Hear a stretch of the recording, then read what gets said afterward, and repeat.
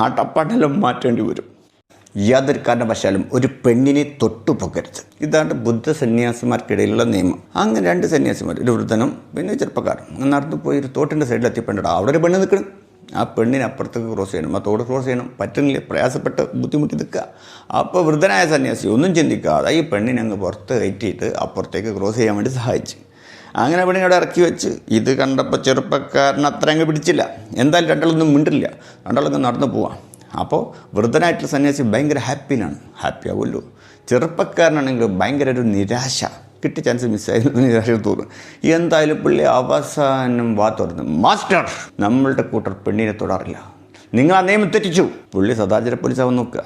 ആ സമയത്ത് വൃദ്ധനായ സന്യാസി പറഞ്ഞു, സുഹൃത്തെ, ശരിയാണ്, ഞാൻ ആ പെണ്ണിനെ എടുത്തു, എന്നിട്ട് ഞാൻ ആ തോട്ടും കരയിൽ തന്നെ വെച്ച് ഞാൻ അങ്ങോട്ട് പോന്നു. നീ ഇപ്പോഴും നീ പെണ്ണിനെ തലയിൽ കൊണ്ട് നടക്കാനുള്ളൂ എന്നാണ് പുള്ളി പറഞ്ഞത്. എന്ന അവസ്ഥയാണ് നമ്മൾക്ക് നിയമം എന്ന് പറഞ്ഞു കഴിഞ്ഞാൽ. എന്താണെന്ന് വെച്ചാൽ മനുഷ്യന്മാർ ജീവിക്കാനുള്ള സൗകര്യത്തിന് വേണ്ടിയിട്ട് ഉണ്ടാക്കിയിട്ടുള്ള സംഭവമാണെന്ന് മനസ്സിലാക്കാനുള്ള വിവേകം കാണിക്കാണ്ട്. അത് വീണിടം സ്വർഗ്ഗം എന്ന് കേട്ടിട്ടില്ലേ? നമ്മളിപ്പോൾ ചേരനെ തിന്നുന്ന സ്ഥലത്ത് പോയിട്ടുണ്ടെങ്കിൽ അവിടെ പോയാൽ അതിൻ്റെ നടുക്കഷ്ണം തിന്നാൻ തയ്യാറായില്ല എന്നുണ്ടെങ്കിൽ ഒന്ന് ആലോചിച്ച് നോക്ക്. പണ്ട് കാടൻ കാലഘട്ടത്തിലുള്ള നിയമങ്ങൾ, ഇന്നിപ്പോൾ ആർട്ടിഫിഷ്യൽ ഇൻ്റലിജൻസിൻ്റെ യുഗ. ഇപ്പോൾ നേരത്തെ നിങ്ങൾ കണ്ട ഷോർട്ട് മൂവിയില്ലേ, അതിൽ അഭിനേതാക്കൾ മൊത്തം ഡ്യൂപ്ലിക്കേറ്റാ, AI ഞാൻ ഒഴിച്ച് കണ്ടോ, എനിക്ക് വേദന ഉണ്ട്.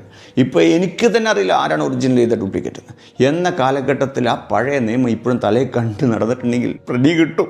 ആ ടപ്പാട്ടെല്ലാം മാറ്റേണ്ടി വരും.